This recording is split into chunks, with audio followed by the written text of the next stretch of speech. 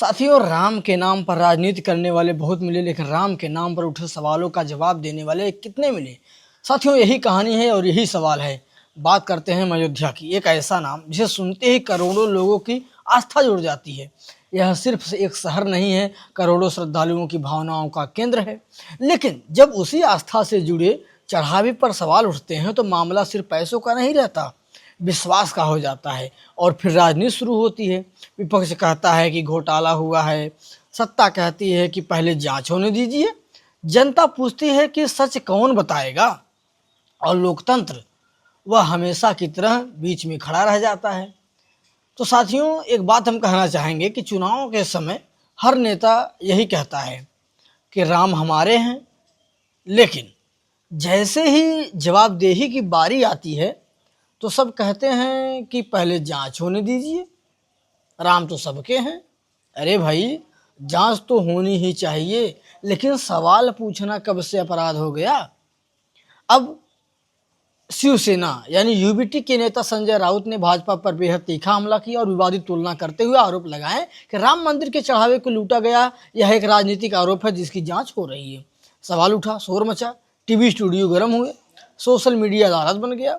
लेकिन योगी आदित्यनाथ ने अलग रास्ता चुना। कैसा रास्ता? उन्होंने कहा कि 500 साल इंतजार किया है हमने, 15 दिन और कर लीजिए, अगर कोई दोषी होगा तो बख्शा नहीं जाएगा। और साथ ही 3 सदस्यीय एसआईटी टीम बना दी गई। 7 दिन में प्रारंभिक रिपोर्ट मिलेगा, 15 दिन में अंतिम रिपोर्ट आएगी, और जिसने भी कोई दस्तावेजी सबूत को छिपाने की कोशिश किया है उसे एसआईटी को देने की अपील की गई है। तो साथियों, एक बात हम कहना चाहेंगे कि हमारे देश में जब पुल गिरता है तो जांच होती है, जब पेपर लीक होता है तब जांच होती है, जब भर्ती रुकती है तब जांच होती है, जब मंदिर के चढ़ावे पर सवाल उठते हैं तब भी जांच होती है। लगता है भारत में सबसे ज़्यादा नौकरी अगर किसी की पक्की है तो वह है जांच करने वालों की, जो कि जांच कभी रिटायर ही नहीं होती है। सरकारें बदलती हैं, अधिकारी उसमें बदल जाते हैं, लेकिन जांच जांच अजर और अमर है। योगी सरकार ने कहा कि सच सामने आएगा, अगर कोई दोषी है तो उसे छोड़ा नहीं जाएगा, उसे बख्शा नहीं जाएगा। तो अब जनता भी तो पूछ रही है कि बहुत अच्छी बात है, लेकिन जनता सिर्फ घोषणा नहीं, नतीजा भी देखना चाहती है। क्यों?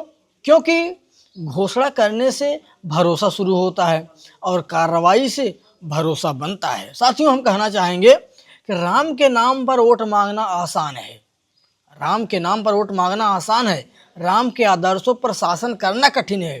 राम ने राजधर्म निभाया था, आज राजधर्म का सबसे बड़ा इम्तहान है। क्या जांच सचमुच निष्पक्ष होगी? क्या अगर कोई बड़ा नाम सामने आया तो उसके खिलाफ भी वही कार्रवाई होगी जो किसी छोटे कर्मचारी के खिलाफ होती है? और यही लोकतंत्र का असली टेस्ट है। और सत्ता से भी सवाल होगा और विपक्ष से भी सवाल होगा। क्यों?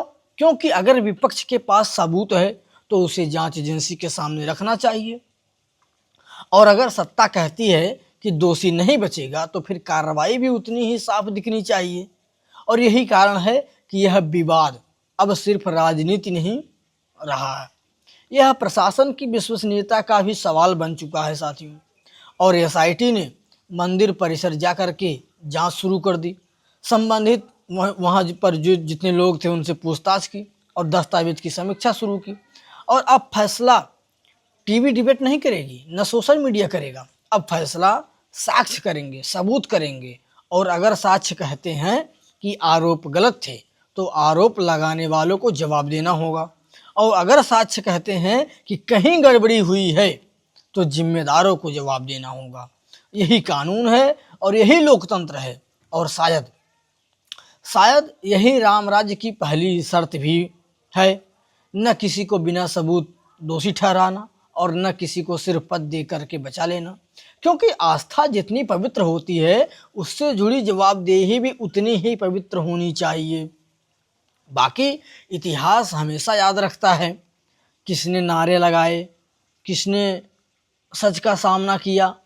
और फिर सवाल सिर्फ पैसों का ही नहीं रहा, सवाल भरोसे का हो गया। क्यों? क्योंकि जिस मंदिर के लिए करोड़ों लोगों ने अपनी मेहनत का, कमाई का एक हिस्सा चढ़ाया, अगर उसी चढ़ावे पर सवाल उठ जाए तो चोट तिजोरी पर नहीं, आस्था पर लगती है। साथियों, हमारे हिसाब से देश में अगर किसी गरीब की झोपड़ी जल जाए तो अधिकारी क्या कहते हैं, रिपोर्ट बन रही है। लेकिन अगर राजनीति में कोई बयान जल जाए तो प्रेस कॉन्फ्रेंस आधे घंटे में तैयार हो जाती है। राम के नाम पर सालों तक भाषण हुए, राम के नाम पर यात्राएं निकली, राम के नाम पर चुनाव भी लड़े गए, राम के नाम पर वोट भी मांगे गए। लेकिन जब राम के ही मंदिर के चढ़ावे पर सवाल उठा तो अचानक सबको कानून याद आ गया। कानून याद आना हालांकि अच्छी बात है, आना चाहिए, लेकिन कानून सिर्फ विपक्ष के आरोपों के समय ही नहीं, हर समय याद रहना चाहिए। मुख्यमंत्री योगी आदित्यनाथ ने कहा कि दोषी कोई भी हो उसे बख्शा नहीं जाएगा। यह बयान सिर्फ राजनीतिक ही नहीं है, एक वादा भी है। अब जनता उसी वादे को याद रखेगी। क्यों? क्योंकि घोषणाएं इतिहास नहीं बनाती हैं, कार्रवाई बनाती है इतिहास। और एक बात हम और कहना चाहेंगे कि हमारे देश में घोटाले का आकार जितना बड़ा होता है, जांच का समय भी उतना ही बड़ा हो जाता है। छोटा आदमी एक कागज गलत भर दे तो अगले दिन नोटिस उनके घर पहुंच जाता है।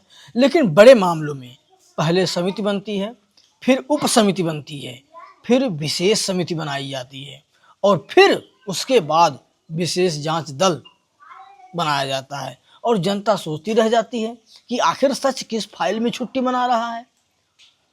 राम भारतीय संस्कृति में सत्य का प्रतीक है और मर्यादा का प्रतीक है, न्याय का प्रतीक है। राम, अगर उनके नाम पर बने मंदिर में 1 रुपए पर भी अगर सवाल उठ रहे हैं तो जवाब भी उसी मर्यादा के साथ आना चाहिए, क्योंकि यह किसी दल की संपत्ति नहीं, करोड़ों श्रद्धालुओं की आस्था है, करोड़ों श्रद्धालुओं की आस्था है। और आप एक बात जानते हैं, राजनीति का मौसम भी अजीब होता है। जब विपक्ष सवाल पूछे तो कहा जाता है कि राजनीति मत करो, और जब चुनाव आए तो वही लोग सुबह से शाम तक राजनीति करते दिखाई देते हैं। जनता अब पहले जैसी नहीं रही। वह सिर्फ नारा नहीं सुनती है, दस्तावेज भी देखती है। वह सिर्फ भाषण नहीं सुनती है, कार्रवाई भी देखती है। और आज देश का हर नागरिक यही देखना चाहता है कि एसआईटी की रिपोर्ट में सच क्या निकलता है। अगर आरोप झूठे हैं तो झूठ फैलाने वालों पर कार्रवाई हो, अगर आरोप सही साबित होते हैं तो दोषियों पर कार्रवाई हो। बस यही तो कानून कहता है, यही संविधान भी कहता है, और शायद यही राम भी कहते हैं, क्योंकि राम ने कभी अपने नाम पर किसी को कानून से ऊपर नहीं रखा। यही इस पूरे विवाद का सबसे बड़ी जड़ है। राम के नाम पर सब एकजुट हो जाते हैं, लेकिन राम के आदर्शों पर सबकी परीक्षा शुरू हो जाती है। आज परीक्षा विपक्ष की भी है कि वह आरोपों को सबूत तक पहुंचा पाए। आज परीक्षा सरकार की भी है कि वह निष्पक्ष जांच कर पाए। और आज परीक्षा किसकी है?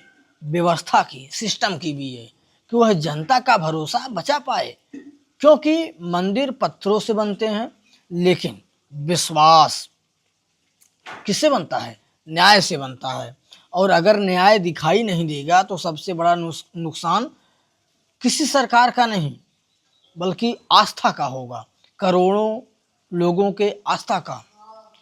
इतिहास यह नहीं पूछेगा कि किसने सबसे ऊंची आवाज में भाषण दिया था। इतिहास यह पूछेगा कि जब राम के नाम पर सवाल उठे थे तब सच के साथ कौन खड़ा था। कमेंट कीजिए, जो भी आपको सच लगता हो, ठीक है, वही कमेंट कर दीजिए आप लोग। मिलते हैं आपसे अगले वीडियो में, तब तक के लिए जय हिंद, जय भारत।